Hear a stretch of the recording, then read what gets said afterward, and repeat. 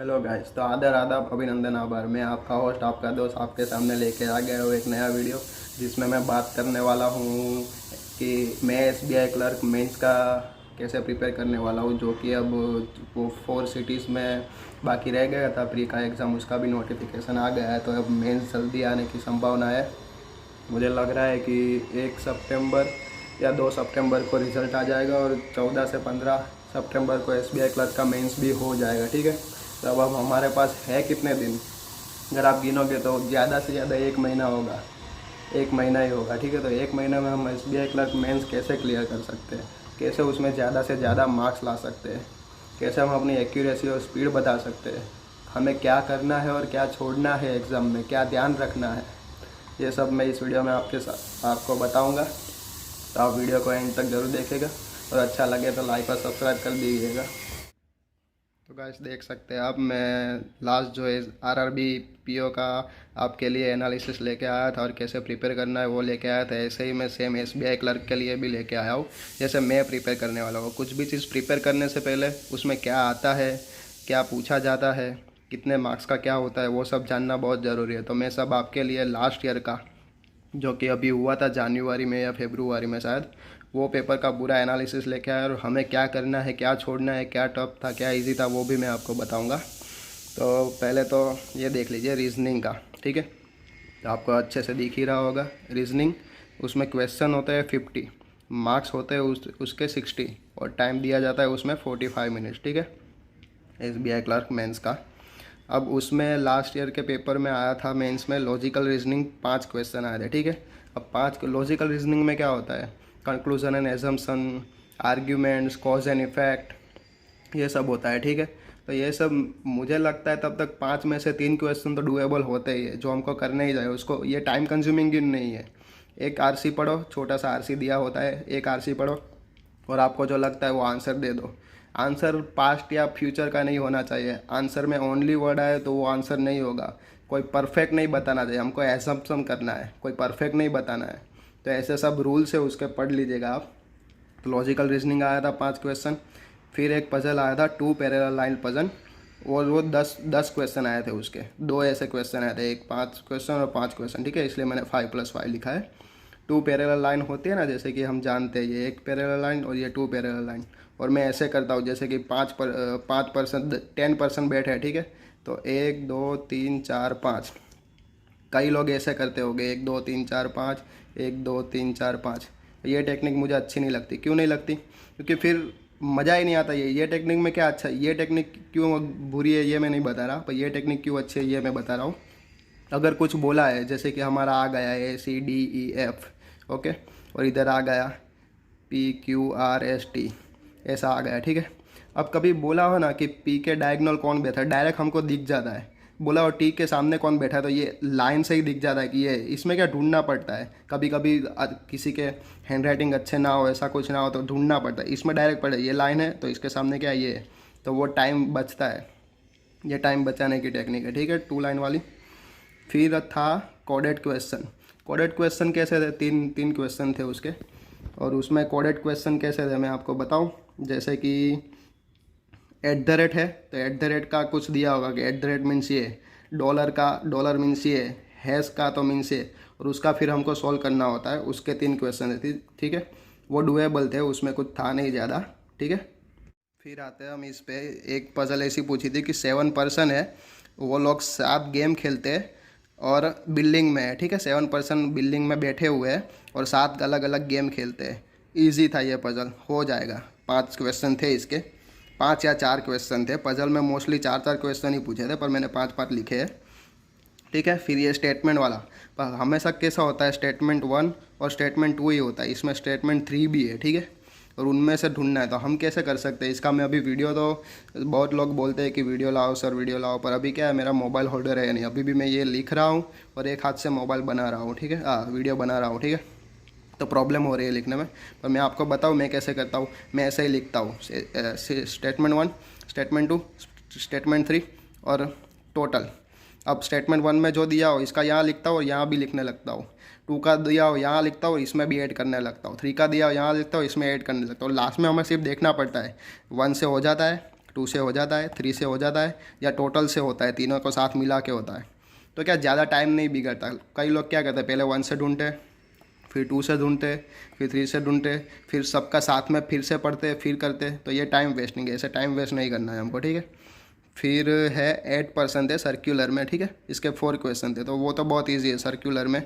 देखो ऐसे एक सर्कल बनाने का, और फास्ट कैसे करने का 8%, 1 2 3 4 5 6 7 8, ऐसे फास्ट करने का सर्कल बनाने का, 1 2 3 4 5 6 7 8, स्पीड रखने की। ये सब में स्पीड नहीं रखोगे आप तो क्वेश्चन कब पढ़ोगे। ये सब में स्पीड रखो तो क्वेश्चन में टाइम मिलेगा, ठीक है। तो ये हो गया। फिर है 30 स्टेप्स 6 स्टूडेंट, ऐसे 30 एक बिल्डिंग की बना लो, 1 2 3 ऐसे जाएगा 30 तक, ठीक है। 30 स्टेप थे और उसमें 60 स्टूडेंट थे, 24 वैकेंट थे, वैकेंट, ठीक है। और उसको हमको बिठाना था, कहाँ बिठते, तो ये मुझे थोड़ी टफ लगी थी। और जो टफ लगे वो छोड़ देना चाहिए, क्योंकि वो हमारा टाइम बिगाड़ता है और सोल्व नहीं होता है, हमारा कॉन्फिडेंस लेवल डाउन करता है, ठीक है। एग्ज़ाम में हमको ऐसा लगे ना कि ये हमसे होगा, वही पकड़ना चाहिए। मेंस में तो हमेशा क्या होता है, ठीक है, हमको भागना ही है। मेंस में हमको हमारे लेवल के क्वेश्चन ढूंढने के लिए भागना है कि क्या कौन से क्वेश्चन हमारे लिए बने हैं। मैं ऐसा ही करता हूँ, कौन सा क्वेश्चन मेरे लिए बना है वो मैं सॉल्व करके ही रहता हूँ। तो ऐसा ही करना है, कोई ऐसे पजल में नहीं उलझ जाना है कि जो आपसे हो भी ना, आपका टाइम भी ख़राब करे और आपको डीमोटिवेट करे। क्योंकि एक ख़राब होगा ना, उसके पीछे कई प्रॉब्लम आने लगेगी, फिर सब में आपको डाउट लगेगा अपने पे, ठीक है। तो ये छोड़ देने का। फिर था कोडिंग था, ठीक है। ऐसा कोडिंग था कि अल्फ़ाबेट दिए होते और उसका कोड दिया होता, क्यू का तो 8, जी का तो 2, आई का तो 8, डेल्टा है, सॉरी डेल्टा, ई का तो ये सिग्मा, ओके सिग्मा ही बोलते हैं, I don't know what to tell. फिर कंडीशन 1, कंडीशन 2 और कंडीशन 3 दी होती है। फिर हमको क्वेश्चन दिया होता है। क्वेश्चन कैसा, ऐसा दिया होता है कि ABCD ऐसा लाइन बनाए, कोई भी लाइन बनाए के लिखा होता है। और फिर उसमें पहले कंडीशन 1 पुट करने की इसके हिसाब से, फिर 2 पुट करने की, फिर 3 पुट करने की, फिर जो आउटपुट आए उस पे से हमको आंसर देने के सब क्वेश्चन के, ठीक है। फिर था एक 6% 6 डिफरेंट डिपार्टमेंट, ये बहुत ही ईजी था, हो जाएगा। फिर था जैसे डिपार्टमेंट होते हैं ना, HR डिपार्टमेंट, प्रोडक्शन डिपार्टमेंट, ऐसा कई क्वेश्चन आप लोगों ने कर लिए होंगे, तो ऐसा ही था, ठीक है। फिर था इनपुट आउटपुट 3 का, वो 3 क्वेश्चन थे, वो बहुत इजी था इनपुट आउटपुट। और ये एक टफ पजल लगा मुझे, टफ नहीं था, हो गया था पर थोड़ा टाइम गया था। तो ये इसमें था कि 15% है, एक 3 रो है, ठीक है, 5 5 5, और इसका 4 क्वेश्चन थे। तो अब हम टोटल एनालिसिस करें तो हम कौन कौन से क्वेश्चन कर सकते थे। इसके 3 क्वेश्चन, इसके 3 क्वेश्चन कर सकते थे, 3 लिख देते हैं, ठीक है। 2 पैरेलल लाइन के दोनों हम कर सकते हैं, दोनों इजी थे। इसके 10 क्वेश्चन तो कर ही सकते हैं। कोडेड के 3 इजी थे, कर सकते हैं। 7% 7 गेम इजी थे, कर सकते हैं। स्टेटमेंट 1 2 3 इसमें से 3 थे, एक भी कर सकते हैं। चलो ना, ये थोड़ा टफ आ जाए तो एक कर सकते हैं। 8% सर्कुलर इजी थे, उसके 4 कर सकते हैं। ये छोड़ देने का अभी के लिए, लास्ट में टाइम बचे तो करने का, फिर बाकी छोड़ देने का। ये 3 क्वेश्चन इजी थे, ये मैंने बताया, ये बहुत इजी था। ये 4 क्वेश्चन भी हो जाएंगे। फिर 7 box 7 different colours and different weight, तो ये थोड़ा टफ था, थोड़ा टफ था, पर हो जाएगा ऐसा मुझे लग रहा है। मेरा तो हो गया था, ठीक है। इनपुट आउटपुट भी इजी था। तो आप देख सकते हैं ये जो जो सर्कल बने हैं, ये जो जो सर्कल बने, ये सब हो सकते हैं। तो कितने क्वेश्चन आपके हो सकते हैं। आप, मैं तो टारगेट रख रहा हूँ कि मेरे 60 मार्क में से मेरे ज़्यादा से ज़्यादा मैं 40+ ला सकूँ इसमें, और 40+ में लाऊंगा ही। मैं मेरा मेंस का रिजल्ट भी शेयर करूंगा आप लोगों के साथ, टेंशन मत लीजिए। तो मैं अभी टारगेट रख रहा हूँ कि मेरे को 40+ तो लाना ही है रीजनिंग में, ठीक है। इतना आता है।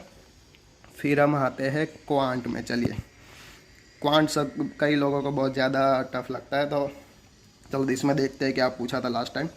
50 क्वेश्चन होते हैं, 50 मार्क्स होते हैं, मतलब एक क्वेश्चन का 1 मार्क्स, ठीक है। तो मुझे ऐसा लग रहा है कि अगर वो एक क्वेश्चन के 1 मार्क रख रहा है तो इतना टफ तो पूछेगा ही नहीं।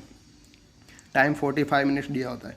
45 में टारगेट रखो ना कि 50 क्वेश्चन में 25 to 30 क्वेश्चन तो हो जाएंगे ना। अब उतना तो आता ही होगा, DI है, सब DI पूछ रहे हैं, ठीक है। DI में टाइम लो, टाइम लेके सॉल्व करो। मैंने लास्ट वीडियो में भी बोला था, हमको फर्स्ट रैंक नहीं लाना है, हमको 50 में से 50 मार्क्स नहीं लाना है। हमको उतने मार्क्स लाने हैं जिससे हम अपना सिलेक्शन कंफर्म कर पाए। हमको लगे कि नहीं भाई, हमने पेपर अच्छा दिया है, सिलेक्शन हो जाएगा। तो देखते हैं अब कैसलेट DI कैसलेट डी आई, टोटल इसका ही 10 मार्क्स का पूछ लिया था, ठीक है। 2 कैसलेट डी आई का 10 मार्क्स था। फिर एक टेबल दिया था, बहुत ईजी था ये टेबल डी आई बहुत ईजी था, ठीक है। बार ग्राफ डी आई भी बहुत ईजी था। ये क्वांटिटी 1 ने क्वांटिटी 2 क्या है, इसमें थोड़ा एरिथमेटिक आ जाता है, ये थोड़ा टफ होता है, पर टाइम बचा हो तो करने का, वरना पहले इसको छोड़ देने का। पाई चार्ट ईजी था।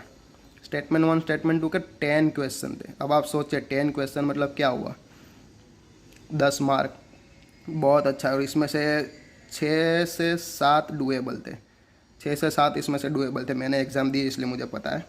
और फिर एरिथमेटिक में इतना आया था। पार्टनरशिप, एवरेज, पार्टनरशिप का 1 क्वेश्चन था, एवरेज के 2 क्वेश्चन थे, pipe and system, profit and loss, time and work, probability and age, ठीक है। तो इतने क्वेश्चन थे। और मुझे लग रहा है कि अगर आप डीआई भी अच्छे से प्रैक्टिस कर लो ना, तो क्वांट में आप 50 में से मान के चलो 25 प्लस मार्क्स तो आराम से ले आओगे। कुछ मत करो, सिर्फ डीआई की प्रैक्टिस कर लो, आप आराम से 25 प्लस मार्क्स लेके आएंगे क्वांट में, मैं गारंटी देता हूँ आपको। अब आते हैं हम इंग्लिश में, ठीक है। तो इंग्लिश में 40 क्वेश्चन है, 40 मार्क्स है और 35 मिनट्स दिए। मुझे लगता है 35 मिनट्स मोर देन इनफ है। मेरे तो हर बार मिनट बचती है इंग्लिश में। 40 क्वेश्चन भी सॉल्व कर लो ना तो भी मिनट्स बचती है, ठीक है। अब इसमें आरसी 16 मार्क्स और एक आरसी 4 मार्क्स, तो टोटल हम मिला देंगे दोनों का तो भी 20 मार्क्स तो हो गया ना। 20 मार्क्स मतलब क्या हुआ, 50% मार्क्स की आरसी आती है। और आरसी में होता क्या है आप मुझे बताइए। चलिए, आरसी में होता क्या है, एक पैराग्राफ दिया होता है, उसमें से हमको क्वेश्चन ढूंढ के और अपना थोड़ा दिमाग लगा के सॉल्व करना होता है, आंसर देना होता है। जिसका इंग्लिश वीक है, मैं तो उसको बोल रहा हूँ आप आरसी पे फोकस कीजिए, आरसी में मार्क खींचिए अपने। अगर आपका ग्रामर वीक है तो आरसी में मार्क खींच लीजिए, ठीक है। फिर है वर्ड यूजेस, जैसे कि दिया हो कि कोई वर्ड है सैम्पल, ठीक है, और 3 सेंटेंस दिए हो गए, उसमें से सैम्पल कहाँ सही तरह यूज़ हुआ है वो। फिर है वर्ड रीअरेंजमेंट, ये सबसे इजी होता है। अगर आप नॉर्मल आपका टैक्टिक्स भी यूज़ करोगे ना तो वर्ड रीअरेंजमेंट 6 में से 5 हो जाएंगे, 6 में से 5, ठीक है। डबल फिलर होती है ना, डबल फिलर, जैसे कि कुछ लिखा है फिल, कुछ लिखा है फिल, और ऑप्शन दिए होते हैं। ये डबल फिलर कैसे सॉल्व करने का, ऑप्शन में से सॉल्व करने का। जो 2 ऑप्शन सही लगे वही आंसर, क्योंकि कई में क्या होता है ऑप्शन ऐसे ही नेगलेक्ट हो जाते हैं, जैसे कि 1 2 3 4 5 4 ऑप्शन दिए हैं, ठीक है। तो इसमें क्या होता है, एक सही होता है तो एक गलत होता है, एक सही होता है तो एक गलत होता है, दोनों सही हो ना वही आंसर होगा। ज़्यादातर नेगलेक्ट ही हो जाते हैं, ये आंसर ऐसे हम ला सकते हैं। और ये रिप्लेसमेंट का है, वो भी ईजी है। कोई वर्ड रिप्लेस करना, ऑप्शन में से जाने का, ऑप्शन में से नेगलेक्ट कर देने का, आंसर ले आने का। मुझे लगता है आप लोग वैसे ही करते हो, क्योंकि मैं वैसे करता हूँ। अगर आप लोग वैसे ना करते हो तो वैसे करना स्टार्ट कर दीजिए। ऑप्शन में से नेगलेक्ट करिए, 4 ऑप्शन में से 2 या 3 तो ऐसे ही नेगलेक्ट हो जाएंगे, तो आंसर मिल ही जाएगा आपको। और फिर आता है जीके, जिसकी मैंने तैयारी अभी शुरू नहीं की है, पर मैं आपको बता दूं मैं कहाँ से करने वाला हूँ। मैं ओलिव बोर्ड का बोल्ट आता है PDF पूरे महीने का, डायरेक्ट मैं वही करता हूँ। और मेरे IBPS PO मेंस में 40 में से 24 मार्क्स थे। तब तो मैंने इतना प्रिपेयर भी नहीं किया था, पर सिर्फ मैंने क्या किया था, ओलिव बोर्ड का ही पढ़ा था। और मेरे 40 में से 24 मार्क्स थे, जो कि अच्छे हैं। 24 तो बहुत अच्छे हैं। तो मैं 50 मार्क्स में से अब टारगेट रख रहा हूँ कि इसमें मैं लेके आऊँ 35 एटलीस्ट लेके ही आऊँ। और जैसे कि अब मैं अपना टारगेट बता देता हूँ एक बार आपको। रीजनिंग में मैं 40 प्लस लाने की ट्राई करूँगा, क्वांट में 27 प्लस में ज़्यादा भी ला सकता हूँ, मेरा क्वांट अच्छा है 30 प्लस। इंग्लिश में 25 प्लस और जीके में 35। तब आप मेरा मार्क्स भी गिनो, जैसा मेरा टारगेट है, ये मेरा टारगेट है। मैं ये नहीं बोल रहा कि मैं इतना ला ही दूंगा, इससे ज़्यादा भी ला सकता हूँ, इससे थोड़ा कम भी ला सकता हूँ, पर ये मेरा अभी टारगेट बनाया मैंने। तो 5 और 5 10 और 7 8 9 10 11 12 13 130 मार्क्स आउट ऑफ 200। तो आप भी ऐसे करके 130 मार्क्स, चलो 130 नहीं, हमको क्या ज़रूरत है 130 की, फर्स्ट रैंक लाना है। 100 लेके आओ, 100 लेके आओ, सिलेक्शन ले लो, 30 मार्क्स कहीं गुम भी गए ना हुआ तो भी 100 तो आ सकते हैं ना, ये स्ट्रेटेजी के हिसाब से। जैसे कि आप देख रहे हो ये सब मैंने आपके लिए बनाया है, तो बस आप ये स्ट्रेटेजी फॉलो कीजिए। और अच्छी लगी हो तो प्लीज़ सब्सक्राइब कर देना, सिर्फ देखिए मत, सब्सक्राइबर मेरे कम है जो मेरे को बढ़ाने हैं, तो वो देख लीजिएगा। और मैं जल्दी आपके लिए सब वीडियो भी लाने वाला हूँ। प्रोबेबिलिटी का, स्टेटमेंट का, अभी मेरे को वो स्टाइलस पेन चाहिए जो मैं कहीं से ऑर्डर करूँगा, वो आ जाए फिर मैं आपके लिए वो सब वीडियो बनाऊँगा। ठीक है, जय हिंद।